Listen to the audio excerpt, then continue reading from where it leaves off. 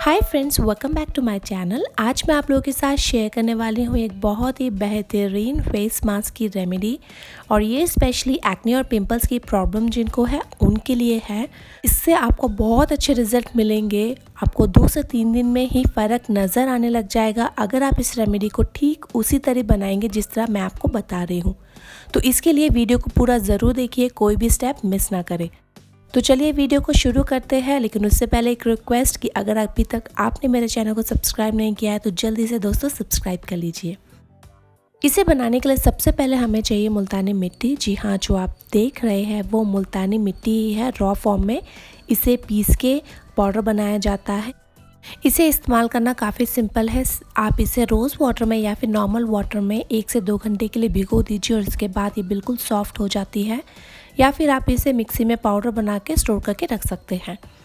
तो मैं आज पाउडर इस्तेमाल कर रही हूँ जो मैंने पहले से ही बना के रखा है। इसे मैं किसी और रेमेडी में यूज़ करूँगी। तो सबसे पहले आप एक बाउल ले लीजिए और उसमें मैं डालूँगी 3 बड़े चम्मच मुल्तानी मिट्टी का पाउडर। उसके बाद हम इसमें डालेंगे 2 बड़े चम्मच नीम का पाउडर। अगर आपके पास नीम का पाउडर नहीं है तो आप नीम की पत्तियों को धोकर पीस कर आप उसका पेस्ट इसमें 2 चम्मच डाल सकते हैं। और इसके बाद इन दोनों चीज़ों को अच्छे से मिक्स कर लीजिए। इसके बाद अब मैं डालूँगी इसमें एप्पल साइडर विनेगर।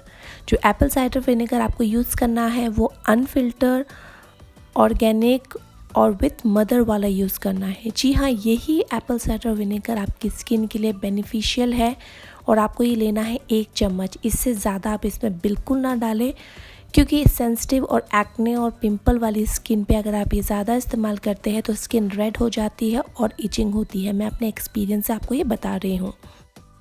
इसके बाद इसमें मैं डालूँगी 10 से 15 बूंदे ट्री एसेंशियल ऑयल की। ये भी स्किन के लिए बहुत ज़्यादा बेनिफिशियल होता है, आपको एक कूलिंग इफ़ेक्ट देता है और स्किन से बैक्टीरिया को भी हटाता है। अब इन सारी चीज़ों को पेस्ट बनाने के लिए आपको रोज़ वाटर का इस्तेमाल करना है।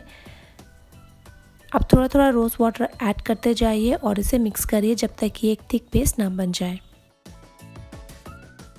मिक्स करने के बाद देखिए इसकी कंसिस्टेंसी कितनी बेहतरीन लग रही है। जैसे कि हम मार्केट से मड पैक लेते हैं, ठीक उसी तरह से ये लग रहा है।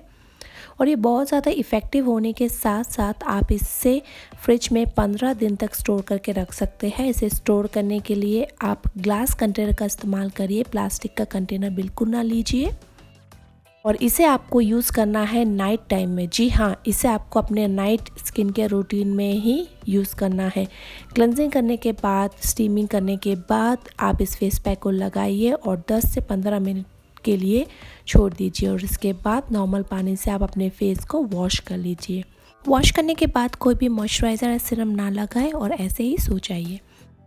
इस फेस पैक के साथ साथ एक अच्छा सा स्किन केयर भी आपको फॉलो करना चाहिए। अगर आप चाहते हैं कि मैं आपके साथ शेयर करूं तो आप मुझे कमेंट सेक्शन में लिख के ज़रूर बताइएगा।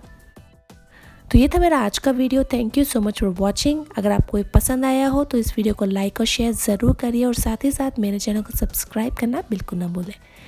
Bye bye.